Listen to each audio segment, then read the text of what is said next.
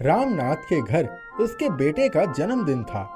हमारे बेटे का जन्मदिन पर इस बार गांव के सभी लोगों को निमंत्रण दिया जाए। रामनाथ की पत्नी सभी गांव वालों को अपने बेटे के जन्मदिन पर आने का निमंत्रण देती है, जिस वजह से शाम तक घर में बहुत भीड़ लग जाती है। आप सभी का बहुत बहुत शुक्रिया, आप हमारे बेटे के जन्मदिन में आए, इसीलिए भोजन सज चुका है, चलकर भोजन करते हैं। सभी भोजन करने लगते हैं। कुछ घंटों तक रामनाथ के बेटे की जन्मदिन मनाई जाती है। उसके बाद फिर सभी अपने अपने घर लौट जाते हैं। मीना, एक काम करना, जितना खाना बच गया है उन्हें गांव में सभी लोगों के घर भिजवा देना। जी ठीक है, सारा सामान फैल चुका है, मैं अभी साफ सफाई शुरू कर देती हूँ। रामनाथ की पत्नी सभी चीजों को साफ करने में लग जाती है। तभी उसे एक कोने में संदूक पड़ा दिखता है। अरे, यह संदूक यहाँ क्या कर रहा है?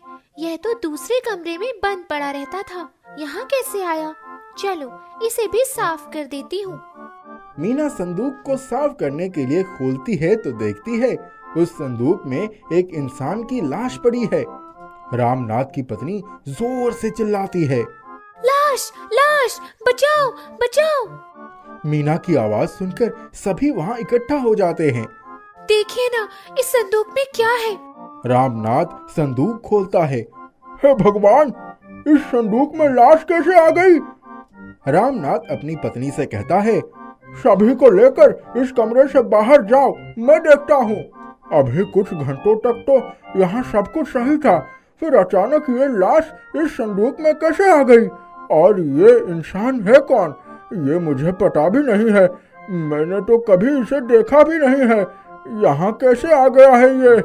रामनाथ वो कमरा बंद कर देता है और अपनी पत्नी से कहता है, तुम सभी का ध्यान रखो, मैं चिरंजीवी को लेकर आता हूँ, अब वही हमारी मदद कर सकेगा। रामनाथ चिरंजीवी के पास आता है। चिरंजीवी जी, जल्दी आइए मेरे साथ, कुछ दिखाना है। अरे, इतने परेशान क्यों दिख रहे हो? क्या हुआ है? आज मेरे बेटे का जन्मदिन था, मैंने सभी गांव वालों को खाने पर बुलाया था। जब सभी खाना खाकर चले गए तब मेरी पत्नी साफ सफाई में लग गई। साफ सफाई करते वक्त उसे एक संदूक दिखाई पड़ा। उस संदूक में लाश पड़ी हुई है। कृपया आप जल्दी चलिए, वो देखकर घर पर सभी डरे हुए हैं। अरे, ये तो बहुत अजीब बात है, चलो जल्दी चलते हैं। रामनाथ चिरंजीवी को अपने घर लेकर आता है और संदूक के अंदर की लाश दिखाता है। सभी यहाँ से चले जाइए। रामनाथ, सिर्फ तुम यहाँ रुको, मैं इसे देखता हूँ। चिरंजीवी अच्छी तरह से लाश की जांच करता है। किसी ने इसके पेट में चाकू से गंभीर हमला किया है। इसका घाव तो बहुत गहरा लग रहा है। ये बताइए, क्या आप सभी इसे जानते हैं? नहीं चिरंजीवी जी, हम इसे नहीं जानते हैं और हमने तो इसे अपने बेटे के जन्मदिन पर भी नहीं बुलाया था। जन्मदिन का खाना बनाने के लिए आपने किसी को बुलाया था? कुछ हलवाई तो आए थे, मैं उन सभी को अच्छे से जानता हूँ, ये उनमें से नहीं है। अच्छा, तो आपने और किन किन लोगों को बुलाया था मदद करने के लिए और जन्मदिन की तैयारी करने के लिए? सारी तैयारियां तो मेरी पत्नी ने ही की थी, बस खाना बनाने के लिए हमने हलवाई को बुलाया था और कुछ लोगों को बुलाया था खाना परोसने के लिए। अच्छे से सोचो, क्या उन सभी लोगों में से कोई भी नहीं है ये? जी नहीं, मैं उन सभी को जानता हूँ, ये उन सभी में से कोई भी नहीं है। अच्छा, ठीक है, मुझे एक बार खुद सभी से बात करनी होगी। आप उन सभी को यहाँ बुलाइए। जितने भी लोग जन्मदिन की तैयारियों में लगे थे उन सभी को यहाँ बुलाइए। एक बार उन सभी से बात कर लो। सभी लोगों को बुलाया जाता है। चिरंजीवी एक एक करके सबको अपने पास बुला रहा था और लाश को दिखाकर पूछ रहा था, क्या वो इसे जानते हैं? चिरंजीवी सभी से सारी बातें पता करके उन्हें वापस भेजता है, मगर किसी को उसके बारे में नहीं पता होता है। क्या बात है, कोई भी इसे नहीं जानता। अब बस 2 ही हलवाई बचे थे। चिरंजीवी जी, अब वो 2 ही लोग बचे हैं, इन्हें साथ में भेज दूं? हाँ, दोनों को साथ में ही भेज दीजिए। दोनों साथ में कमरे के अंदर आते हैं। बताओ, तुम्हारा नाम क्या है? जी, मेरा नाम भवेश है। और मेरा नाम दीपदेव है। तुम दोनों ने ही जन्मदिन पर खाना बनाया था? जी, हम जहाँ जाते हैं साथ में ही जाते हैं। ये तो और भी अच्छी बात है। मैं तुम दोनों को कुछ दिखाना चाहता हूँ। तुम लोग बताना, इसे जानते हो या नहीं? चिरंजीवी संदूक में पड़ी लाश उन्हें दिखाता है। इसे देखकर बताओ, क्या तुम लोग इसे जानते हो? दोनों बहुत डर जाते हैं। अरे डरो मत, बताओ, क्या तुम लोग इसे जानते हो? साहब, हम तो इसे जानते हैं, मगर इसकी हत्या कैसे हो गई? वही तो पता लगाना है। ये बताओ, ये कौन है? साहब, ये तो हमारी ही तरह हलवाई है। इसका नाम मूलचंद्र है। खाना बनाने का काम करता है, मगर यहाँ नहीं, दूसरे शहर में। तुम लोग इससे कब मिले थे? एक बार शहर में बहुत बड़ा भंडारा लगा था, वहीं हमें भी बुलाया गया था। तभी हमारी मुलाकात इससे हुई थी। अच्छा आदमी था। कभी इसके घर गए हो? हाँ, उसी दिन इसने हमें अपने घर पर रखा था। फिर अगली सुबह हम वापस गांव के लिए निकल गए थे। मुझे इसके घर का पता दे दो। दोनों चिरंजीवी को मूलचंद्र के घर का पता दे देते हैं। चिरंजीवी मूलचंद्र की लाश उसके घर पहुंचवा देता है और कुछ दिनों बाद मूलचंद्र के घर खुद जाता है। वहां उसे उसके पिताजी मिलते हैं। मैं आपसे आपके बेटे के सिलसिले में कुछ बात करने आया हूँ। उसकी हत्या हुई थी, गुनहगार का पता लगाना है, इसीलिए मैं आपसे बात करने आया हूँ। हाँ, ठीक है, पूछिए, क्या पूछना चाहते हैं? क्या मूलचंद्र का किसी से झगड़ा था जो आपको पता हो? नहीं, ऐसा कोई बड़ा झगड़ा तो नहीं हुआ। ऐसा व्यक्ति जिससे मूलचंद्र अक्सर बात किया करता हो? हाँ, एक लड़का तो था, मगर मैं उसका नाम नहीं जानता हूँ।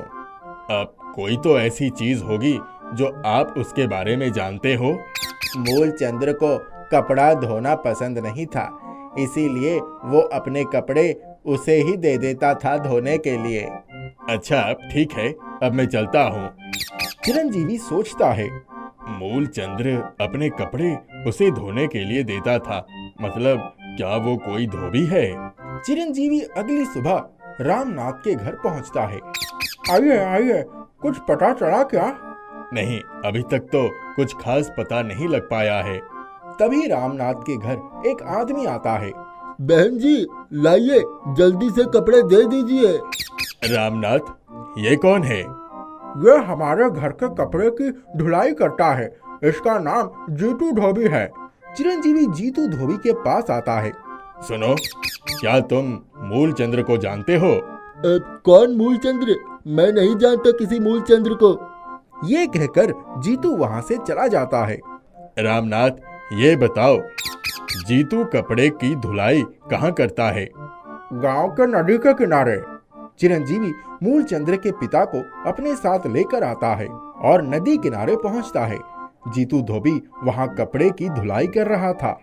क्या ये वही है जिसे मूलचंद्र कपड़े धोने के लिए देता था? जी हाँ, ये तो वही है।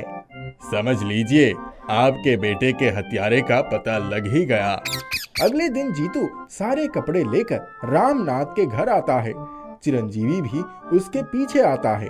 कपड़े धुल गए हैं, आकर ले लीजिए। रामनाथ, ये है वो इंसान जिसने मूलचंद्र की हत्या की है। अरे, ये आप क्या कह रहे हैं?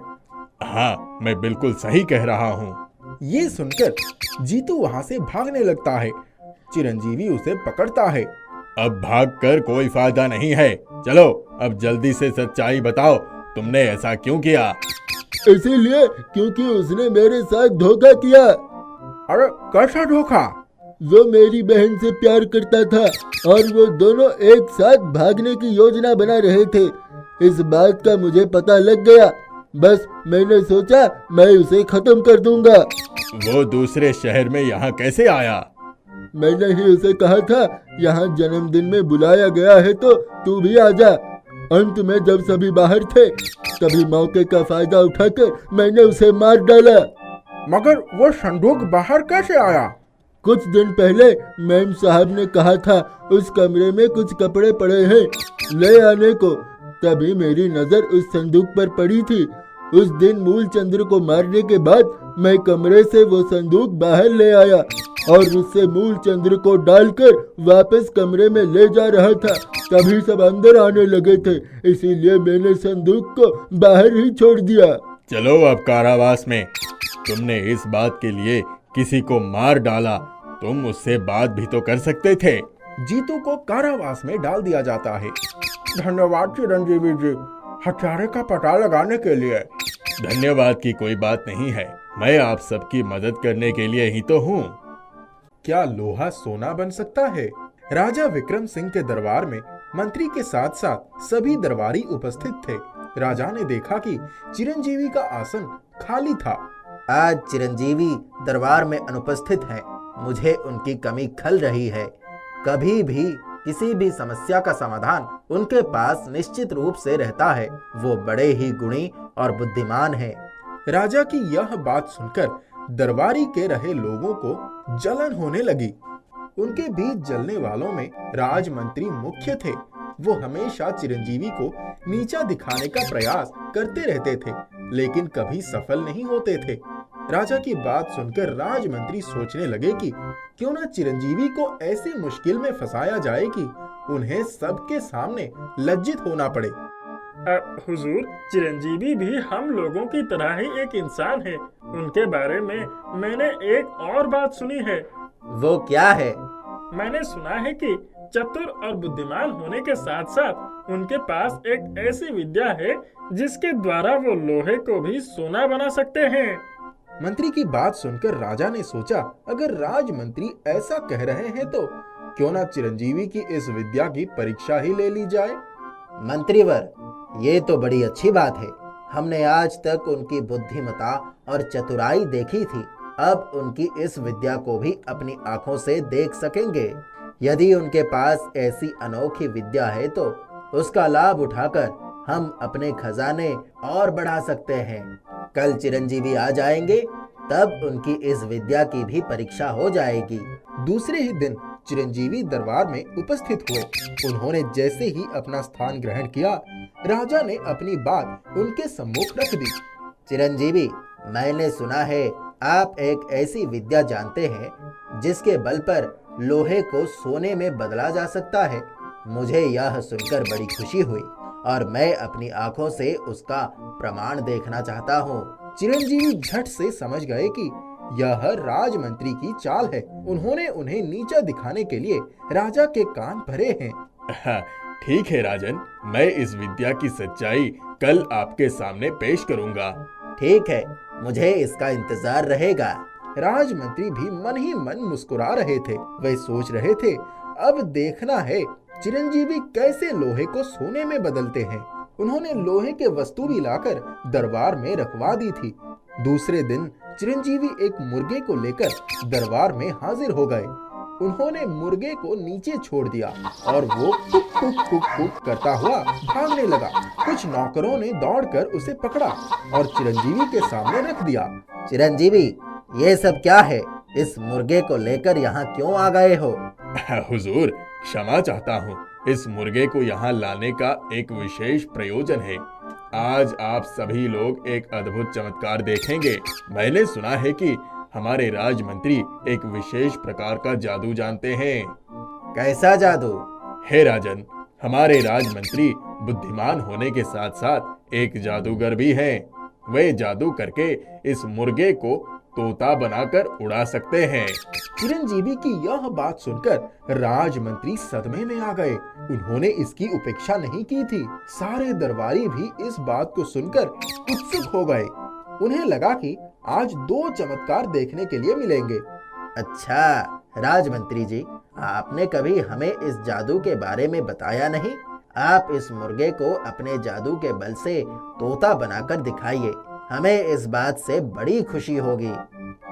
हुजूर, मैं कोई जादूगर नहीं हूँ। इस दुनिया में ऐसा कोई भी जादू नहीं है जिसके द्वारा मुर्गे को तोता बनाया जा सके।